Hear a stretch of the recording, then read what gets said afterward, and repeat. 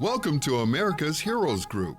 Good afternoon. Welcome to America's Heroes Group Roundtable with partner Veteran Legislative Voice. It's Saturday, October 29th, 2022. October is Breast Cancer, Mental Health, National Disability, and Domestic Violence Awareness Month. I am Vietnam veteran, co-founder, and host Cliff Kelley. He is the illustrious one, the Cliff Kelley. I am his minor co-host, Colonel Dr. Damon Arnold, and our executive producer is Glenda Smith. Our digital media producer is the incomparable Ivan Ortega of Scouts Honor Productions. He's here every week and is doing an incredible job, the person we need to have on the job. And today we have someone who is really a special partner, Stephanie Kalota. She is a U.S. Army Reserve Sergeant First Class, veteran and founder of creator of Veterans Legislative Voice.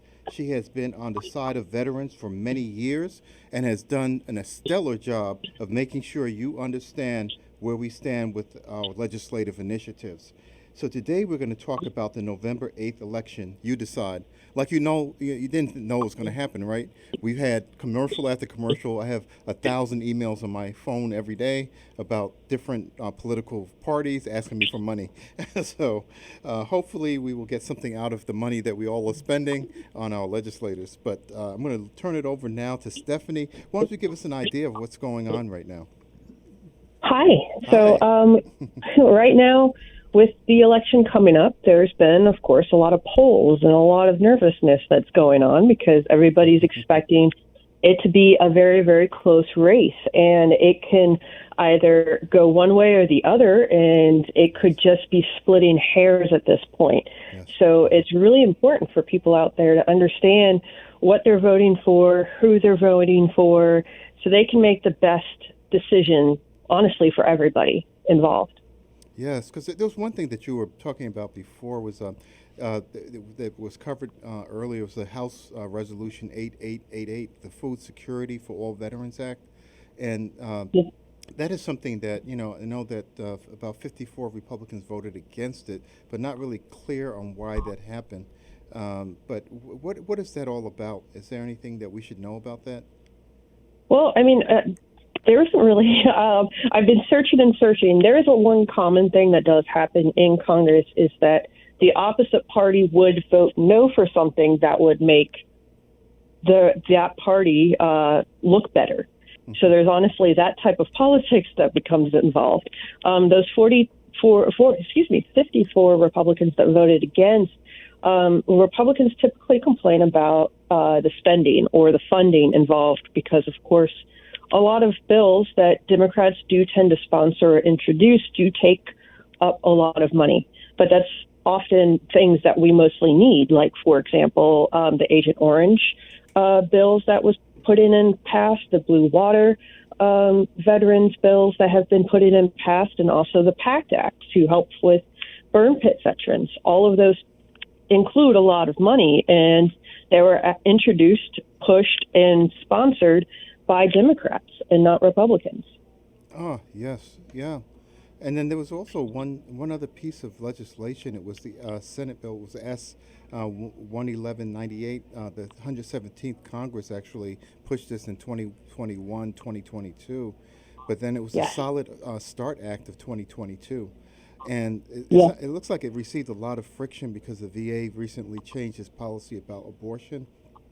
And Solid Start would require the VA to inform veterans of their health care options, including reproductive health, which of course causes a conundrum, right? Because now you're sort of caught between geopolitics and legislation and health care.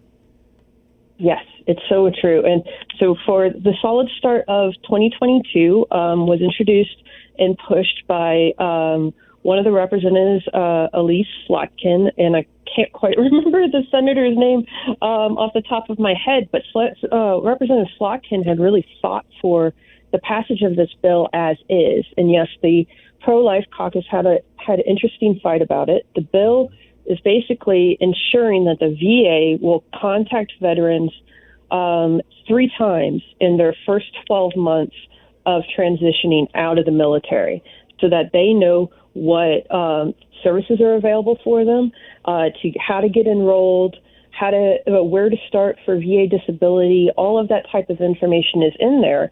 And of course, Secretary McDonough did change the interim rule, and there's a lot of fight on that because there's the Hyde Amendment. The Hyde Amendment was inputted the same year as Roe v. Wade, 1976, which restricts any federal funding for abortions in any of the agencies. Currently, the military still does cover abortions for rape, incest, and for the health of the mother, but the VA had not. And then so Secretary McDonough has changed that interim rule to allow that, and he also left it kind of open-ended of how to interpret the health of the mother. So that way doctors will be able to have more room for them to make their decisions. Yeah, it's really sad when you're talking about criminalizing healthcare workers for trying to save someone's life. I just don't understand how they even got down that path. And that's one of the things is that it's the healthcare providers should have the freedom to look at the expectations of the person that they're treating and work with them to try to find out what is it that we need to do to preserve your health and your well-being. And I just can't understand how they get into this. And the reason why I thought it was so important to mention those two pieces of legislation, the Food Security for All Veterans Act, and then also the Solid Start, is because now you're talking about going into an election cycle, and I know you're here to talk about, what should we be looking for, and why is it so important to understand the fundamental principles of those people you are electing. And this is one of the repercussions. If you don't know those things, you don't know which path they're going down, and you don't know if they're going to turn around and do something different from what they said on their campaign trail.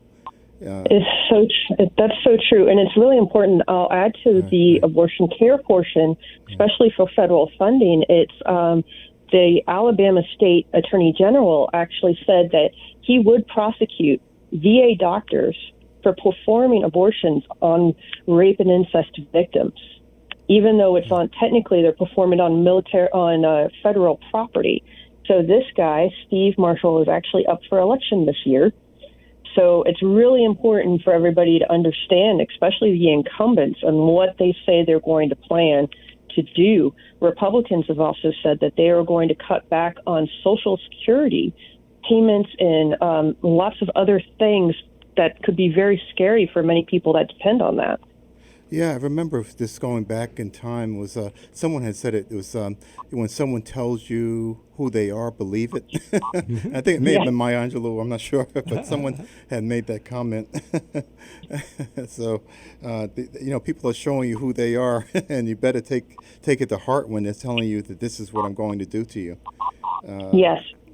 And it's really scary when you possibly catch politicians lying or saying incorrect things that they might not understand.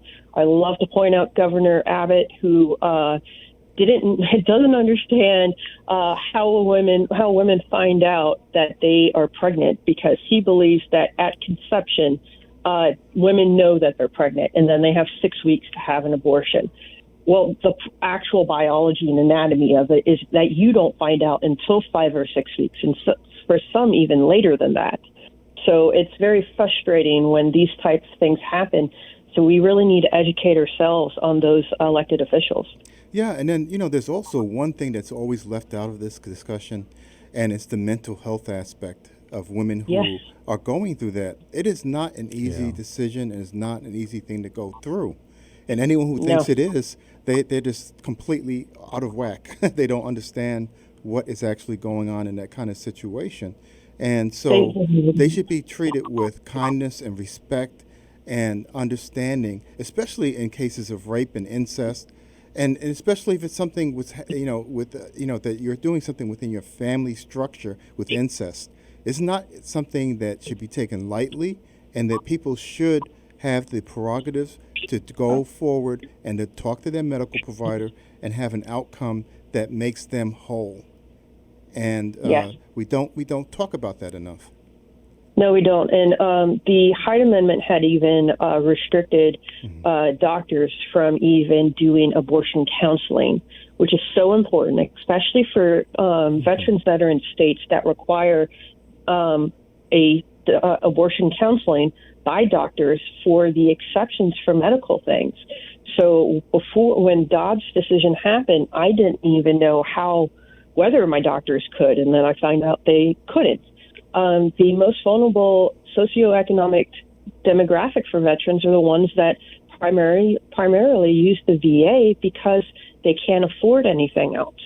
So that's a really scary thing. And I do like that you pointed out the mental health aspect of it, because there was a congressional hearing weeks ago, I believe in early September, late August. They had one covering reproductive health care in the House Veterans Affairs Committee. And one of the representatives, Mike Bost from Illinois, had not understood why a mental health professional would be involved in abortion counseling.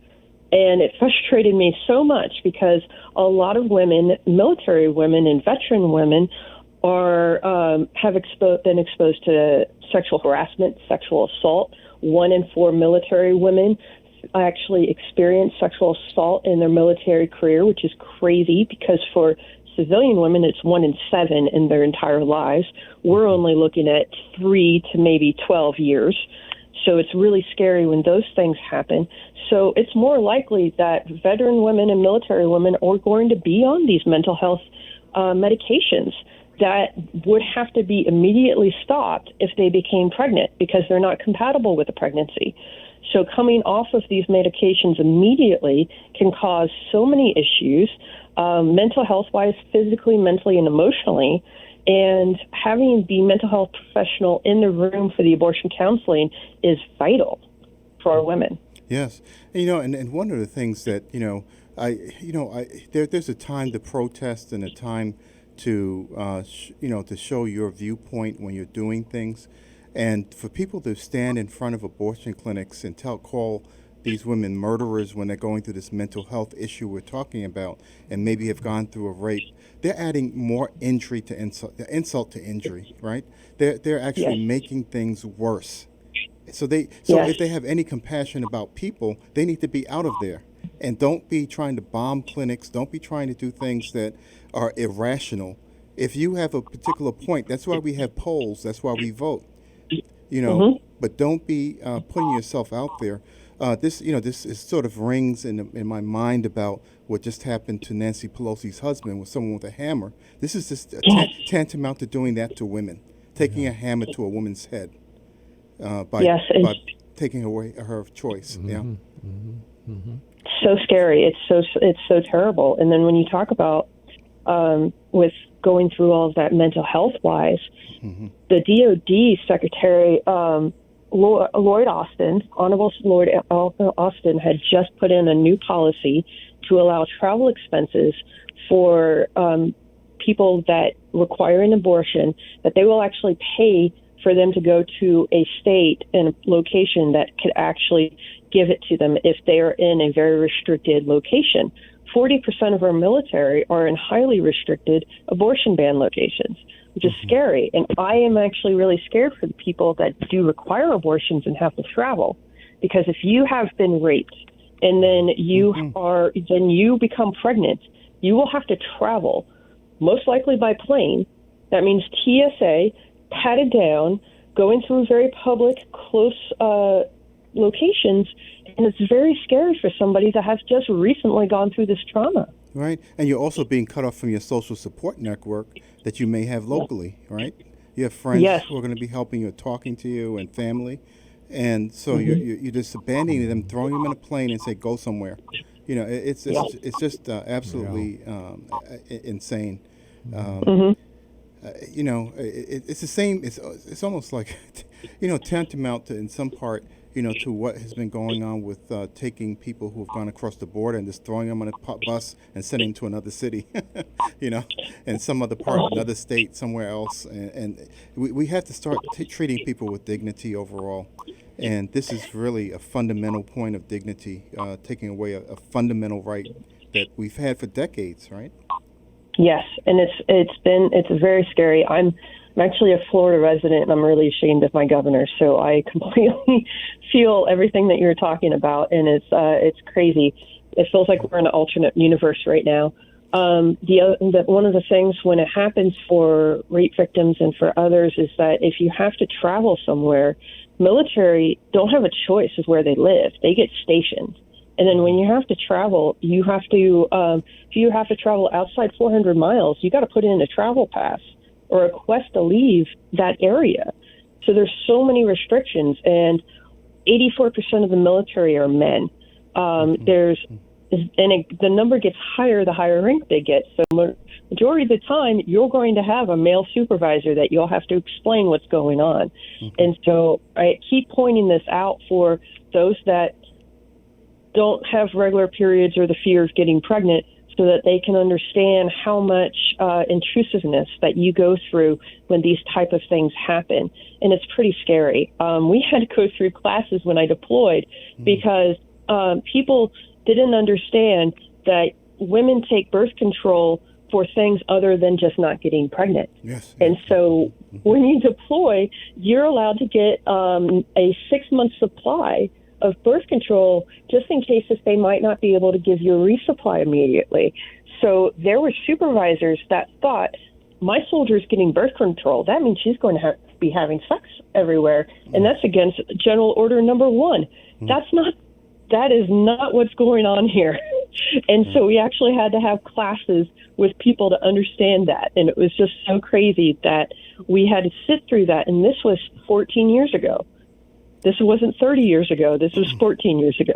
Yeah, I mean, that's insane. It's an insane thought because, you're doing it because you're trying to, prevent or have something, a safeguard in place that, should be beyond 6 months if you're deployed for a year, right?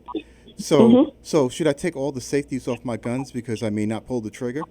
Yeah, it's so crazy.